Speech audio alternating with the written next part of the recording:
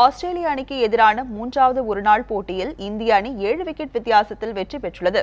இதன் மூலம் ஆஸ்திரேலிய மண்ணில் முதல் முறையாக அந்நாட்டு அணிக்கு எதிராக ஒருநாள் தொடரை கைப்பற்றிய இந்திய அணி வரலாற்று சாதனை படைத்துள்ளது.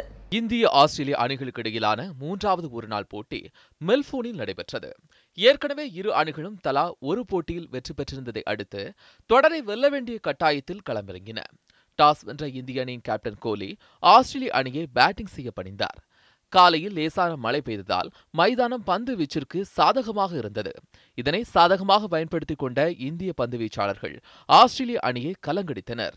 புவனேஷ் குமாரின் வேகத்தில் ஆஸ்திரேலிய அணியின் தொடக்க ஆட்டக்காரர்கள் அடுத்தடுத்து ஆட்டமிழக்க, இடைநிலை ஆட்டக்காரர்கள் யோகேந்திர சஹாலின் சுழலில் சிக்கி அடுத்தடுத்து ஆட்டமிழந்தனர். அந்த அணியின் கவாஜா, மாஸ், ஹான்ஸ்கோம்ப் ஆகியோர் மட்டும் ஓரளவிற்கு தாக்குப்பிடித்தனர்.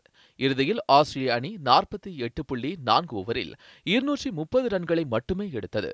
இந்த அணி தரப்பில் யோகேஷ் சாகல் 6 விக்கெட்டுகளை வீழ்த்தினார். ஆஸ்திரேலிய அணி தரப்பில் ஹான்ஸ்கோம்ப் 58 ரன்கள் எடுத்தார். 231 ரன்கள் வெற்றி என்ற இலக்குடன் களமிறங்கிய இந்திய அணியின் தொடக்க ஆட்டக்காரர்கள் ரோஹித் சர்மா 9 ரன்னிலும், ஷிகர் தவான் 23 ரன்னிலும் ஆட்டமிழந்தனர். இதனையடுத்து கேப்டன் கோலியும் விக்கெட் கீப்பர் தோனியும் நிதானமாக ஆட்டத்தை வெளிப்படுத்தினர். 46 ரன்களில் கேப்டன் கோலி ஆட்டமிழக்க, தோனியும் கேதார் யாதவும் சிறப்பாக ஆடி அணியை வெற்றி பாதைக்கு அழைத்து சென்றனர். இறுதியில் இந்திய அணி 49.2 ஓவரில் 3 விக்கெட் இழப்பிற்கு 234 ரன்கள் சேர்த்து 7 விக்கெட் வித்தியாசத்தில் அபார வெற்றி பெற்றது. டோனி 114 பந்தில் 87 ரன்கள் எடுத்தும், கேதார் ஜாதவ் 57 பந்தில் 61 ரன்களும் எடுத்து கடைசி வரை ஆட்டமிழக்காமல் இருந்தனர். இந்த வெற்றியின் மூலம் இந்திய அணி 2-1 என்ற கணக்கில் தொடரை கைப்பற்றியது. ஆட்ட நாயகன் விருதை சாகலும், தொடர் நாயகன் விருதை தோனியும் பெற்றனர்.